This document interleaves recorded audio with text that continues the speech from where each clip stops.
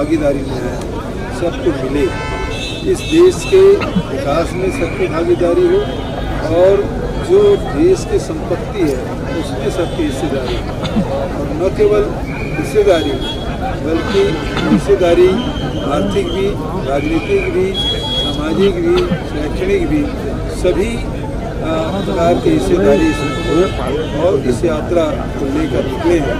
निश्चित रूप से मणिपुर से जो यात्रा निकली है उसका लाभ देश को मिलेगा, क्योंकि ये हमेशा अहिंसा की बात करते हैं, भाईचारा की बात करते हैं, प्रेम की बात करते हैं और यही हमारे हिंदुस्तान के ऋषि मुनियों से लेकर इतने समाज सुधारक रहे हैं। आज आधुनिक युग में भी या देश और दुनिया में भी इसी की आवश्यकता है। आज दुनिया में भी जो अहिंसा और जो तनाव दिखाई दे रहा है उसे भाईचारा प्रेम से ही समाप्त किया जा सकता है। सचिन जी, कि पिछले वर्ष राहुल गांधी जी की यात्रा थी, भारत जोड़ो यात्रा, 4,500 किलोमीटर पैदल चले कन्याकुमारी से कश्मीर तक। उस यात्रा का बहुत सकारात्मक प्रभाव पूरे देश में पड़ा और उसके पश्चात कांग्रेस पार्टी की वर्किंग कमेटी ने राहुल जी को आग्रह किया था कि जनता ये मांग करती है कि पूरब से पश्चिम एक और यात्रा निकालें, और कार्य समिति के सामूहिक आग्रह पर उन्होंने यात्रा के लिए हाँ भरी। क्योंकि समय कम था इसलिए यात्रा कुछ हिस्सों में पैदल है, कुछ गाड़ियों में है, लेकिन यात्रा का जो उद्देश्य है जिसका उल्लेख अभी जयराम जी ने किया वो बड़ा स्पष्ट है कि देश में पिछले 10 साल में जो हालात निर्मित हुए हैं उसमें असंतोष है, कहीं ना कहीं तनाव पैदा किया गया है और जो वंचित वर्ग है वो हर जाति बिरादरी के जो लोग, जो किसान वर्ग हैं, महिलाएं हैं, आदिवासी हैं, दलित हैं, उन लोगों को उनकी भागीदारी मिले, उनकी हिस्सेदारी मिले। और ये जो खाई बन गई है अमीर गरीब की, 10 साल का जो आर्थिक नीतियाँ बनी हैं उसके कारण ये खाई बनी है, इस खाई को कम करने के लिए दबे कुचले वंचित जिनकी आवाज़ को कोई सुन नहीं रहा उनकी आवाज़ बनने के लिए राहुल जी निकले हैं इस यात्रा के माध्यम से न्याय दिलाने के लिए। मुझे पूरा विश्वास है कि देश में न सिर्फ कांग्रेस पार्टी लेकिन गैर सामाजिक संगठन हैं, किसान वर्ग है, NGOs हैं, सिविल सोसाइटीज़ है, नौजवान हैं, वो सब यात्रा से जुड़ रहे हैं, अपनी भावना प्रकट कर रहे हैं। लाखों के तादाद में लोग रोज़ राहुल जी से मिलते हैं और मुझे लगता है एक चेतना जाग उठी है पूरे देश में। इस यात्रा के सकारात्मक प्रभाव पड़ेंगे, एक विचारधारा को मजबूती मिलेगी और निश्चित रूप से जो कांग्रेस का कार्यकर्ता है अपने आप में एक ऊर्जा का संचार उसके होता है और आने वाले समय में इसका राजनीतिक लाभ भी मैं मानता हूँ संगठन को मिलेगा। लेकिन छत्तीसगढ़ में यात्रा आई है, यहाँ पर सरकार भले न हमारी बनी हो लेकिन हमारी सरकार की जो नीतियाँ थीं, जो पॉलिसीज़ थी, जनता ने बहुत उसको पसंद किया है, इसलिए कांग्रेस यहाँ मजबूत है और राहुल जी की यात्रा के बाद इससे और मजबूत होकर निकलेगी। चरणदास जी, हमको बहुत खुशी है कि राहुल जी की इस यात्रा में हम लोग जो छत्तीसगढ़ की समस्या है, जो लोगों को न्याय नहीं मिल रही, उसके बारे में भी उनको याद दिला रहे हैं। जल, जंगल और ज़मीन की रायगढ़ में केलो बांध पर जो संकट आया है, हमारे कोरबा में और जांजगीर में जो हसदेव बांध पर संकट आ रहा है और ज़मीनों को जो लूट बची है वो मुख्य रूप से अडानी के कारण बची है। अडानी को साहब के ज़माने में आपने नो-गो एरिया करके कुछ कोयले को ब्लॉक कर दिया था और उस नो-गो एरिया में भी खदानें खुलने लगी हैं जिसके कारण हाथी और मानव का द्वंद्व बढ़ गया है। यहाँ हमारे खदान में जो सील्ट हो रहा है वो निकल रहा है, वो हसदेव बांगो बांध में आ रहा है और आने वाले 10 साल में हसदेव नहर का पानी भी बंद हो जाएगा। इस तरह से जो किसानों को पानी नहीं मिलेगा वो भी समस्या देखेंगे और आने वाले समय में जो जंगल कट रहा है, जो पर्यावरण को प्रभाव पड़ रहा है, जो कोयले से राखड़ निकलने उसका प्रभाव पड़ रहा है, उन सब बातों को देखते हुए छत्तीसगढ़ को विशेष रूप से न्याय दिलाने के लिए राहुल जी की यहाँ यात्रा आई है। हम लोग उनका स्वागत करते हैं और सभी लोगों से जो यहाँ भी पीड़ित हैं, श्रमिक हैं और जो लोग यहाँ वंचित हैं, उन सब लोगों से मिलाने का प्रयास है। हाँ जी, एक एक करके सवाल। हाँ जी, गठबंधन छोड़ चुके थे, इंडिया गठबंधन का भविष्य क्या है? इंडिया गठबंधन मजबूत है। सिर्फ नीतीश जी ने पलटी मारी है और आरएलडी पलटी मारने में लगी हुई है।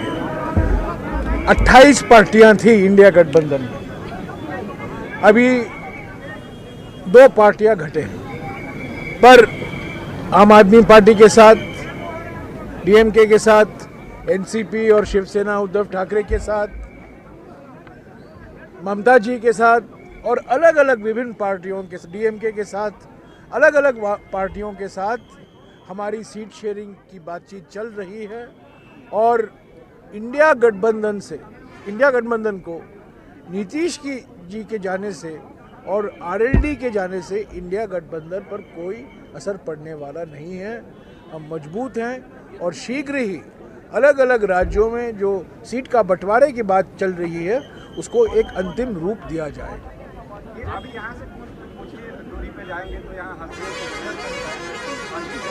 अडानी के खदानों के लिए काटे जा रहे हैं, इसको बचाने के लिए क्या कर रहे हैं? मोहन जी बताइए। इसी में एक सवाल और है सर, राहुल जी आए थे मदनपुर में कि तब उन्होंने कहा कि हम अजमेर के जंगल को नहीं कटने देंगे। आज वो जंगल कट रहे हैं, आपने भी विधानसभा में प्रस्ताव भी पारित हुआ था, इसके बाद भी जंगलों की कटाई मध्य भारत का फेफड़ा कहा जाता है।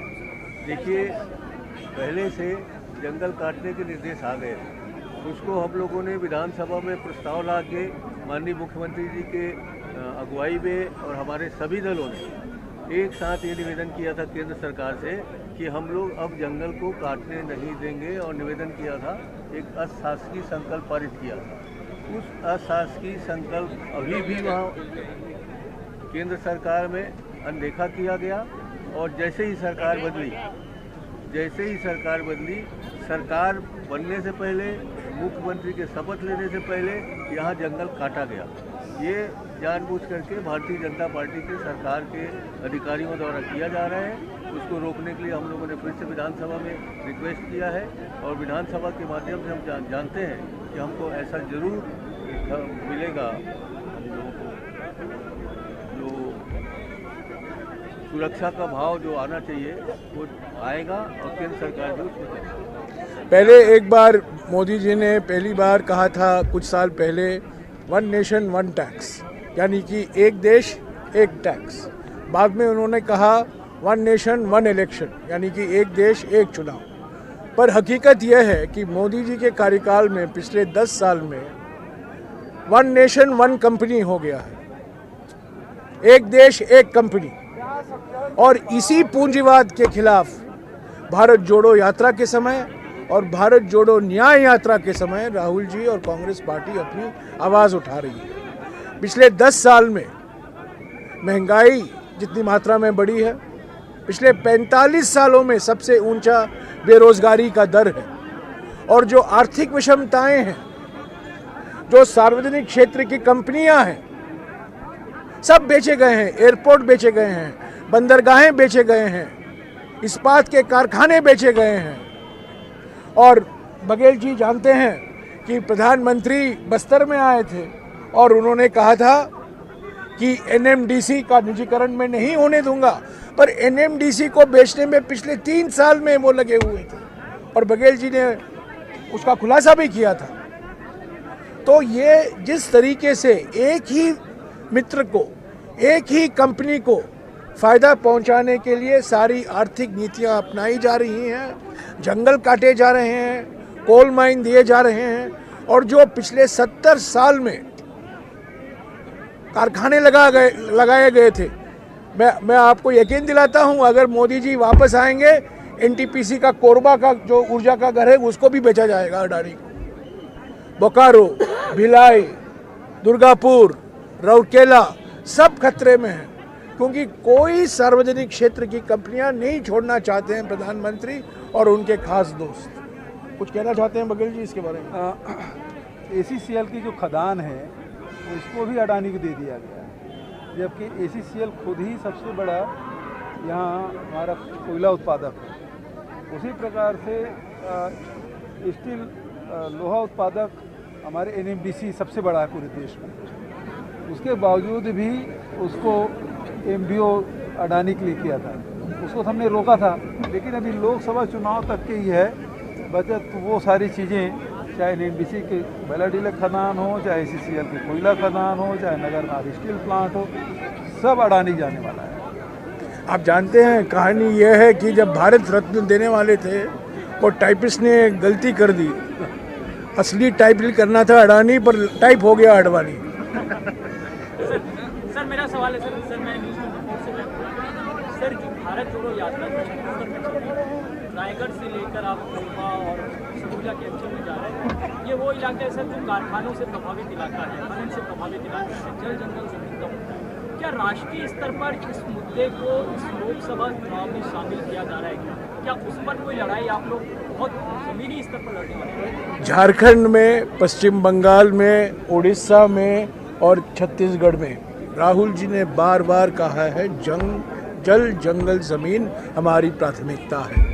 हमने जो कानून बनाए थे 2004 और 2014 के बीच में, वन संरक्षण अधिनियम 2006, भूमि अधिग्रहण कानून 2013, ये जो बड़े कानून जो बनाए गए थे और जो नीतियां हमने अपनाई थी पर्यावरण और जंगल को सुरक्षित रखने के लिए, जिसका नज़रअंदाज किया गया है और जिसको कमज़ोर किया गया है पिछले 10 सालों में, इसको ज़रूर इसकी हम समीक्षा करेंगे और जो संशोधन लाए गए हैं अधिनियमों में और हमारे रूल्स में, उसको हम ज़रूर उसको वापस लेंगे।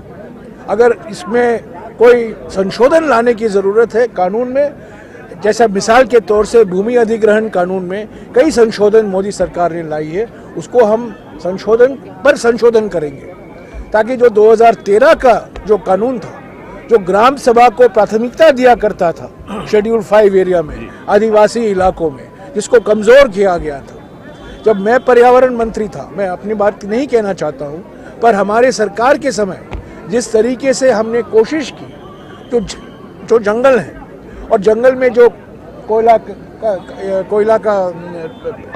कोयला या लोहा या और कोई बॉक्साइट पाए जाते हैं, उस पर कुछ संयम से उस पर विकास करने की ज़रूरत है, क्योंकि हमें वन को भी सुरक्षित रखना है। और जहाँ कहीं आदिवासी समुदाय रहते हैं, उनके व्यक्तिगत हक और सामुदायिक हक 2006 के कानून के तहत अगर वो नहीं पूरे होते हैं तो किसी कंपनी को अनुमति नहीं देनी चाहिए। यही हमारी नीति थी और यही हमारी सरकार की नीति रहेगी। सर एक दूसरा सवाल था, आप कह रहे हैं वैचारिक लड़ाई है, लेकिन सर उस बीच में आप कैसे करेंगे जहाँ पे रामलला की बात हो रही है, अयोध्या की बात हो रही है, ज्ञानवापी की बात हो रही है, मथुरा की बात हो रही है, ये वैचारिक जीत वहाँ पे कैसे मिलेगी? क्योंकि वहाँ तो भावना यात्रा वैचारिक है, संगठन इसमें लगा हुआ है। संगठन से तो हम रिस्पॉन्स तो दे रहे हैं, प्रतिक्रिया दे रहे हैं, हम जवाब तो दे रहे हैं। संगठन में कार्रवाई की जा रही है सीट शेयरिंग के ऊपर। बीजेपी, हम अभी पार्लियामेंट सेशन में जो हुआ, जो हमें कहना था, हमने लोकसभा में और राज्यसभा में कहा, यात्रा चुनाव के नतीजे को प्रभावित करने के लिए नहीं निकाला गया। पहले भारत जोड़ो यात्रा, जैसा कि सचिन जी ने कहा, और अभी भारत जोड़ो न्याय यात्रा, ये लंबी लड़ाई है हमारी, 5 साल 10 साल विचारधारा की लड़ाई है। और उस लड़ाई में पहला कदम भारत जोड़ो यात्रा था और दूसरा कदम भारत जोड़ो न्याय यात्रा है। छत्तीसगढ़ मध्य प्रदेश और राजस्थान में कहाँ क्या वजह है? छत्तीसगढ़ मध्य प्रदेश और राजस्थान का जो चुनाव हुआ, जबकि इससे पहले अच्छा माहौल दिखता था, क्या लगता है आपको? माहौल अच्छा था और माहौल अच्छा है। मत भूलिएगा कि हम लोगों ने जो एक सरकार, डबल इंजन सरकार थी हिमाचल प्रदेश में, वहाँ कांग्रेस जीती है। कर्नाटक में डबल इंजन सरकार थी, वहाँ कांग्रेस जीती है। तेलंगाना में जहाँ कोई सोचता नहीं था, वहाँ पे हमने पूर्ण बहुमत सरकार बनाई है। निश्चित रूप से तीनों स्टेट्स जो हमारी है मध्य भारत की, मध्य प्रदेश, छत्तीसगढ़, राजस्थान, इन तीनों स्टेट्स में हम लोगों को हमने बहुत कोशिश की, लेकिन दुर्भाग्यवश हम कामयाब नहीं हो सके। लेकिन जो हमारा वोट प्रतिशत है वो बहुत महत्वपूर्ण है। वहाँ 1 या 1.5% पीछे रह गए हैं हम लोग, और कहीं चूक हुई होगी, लेकिन मैं मानता हूँ कि हमारा परफॉर्मेंस अच्छा था। तीनों स्टेट्स के अंदर वोट शेयर अच्छा है। अब हम सारी बात भूलकर पूरी ताकत के साथ पूरा संगठन, नेता, सब मिलकर कार्यकर्ता लोकसभा चुनाव की तैयारी कर रहे हैं, क्योंकि जनता चाहती है बदलाव। 10 साल के रिपोर्ट कार्ड में चुनाव होगा तो इंडिया अलायंस ही जीतेगा, और मैं मानता हूं कि इन 3 स्टेट्स के अंदर कांग्रेस बहुत मजबूत है और उसके अच्छे परिणाम लोकसभा चुनाव में आएंगे। एक मिनट, आपको याद होगा 1962 में एक लोकप्रिय फिल्म, हिंदी फिल्म था 20 साल बाद, याद है?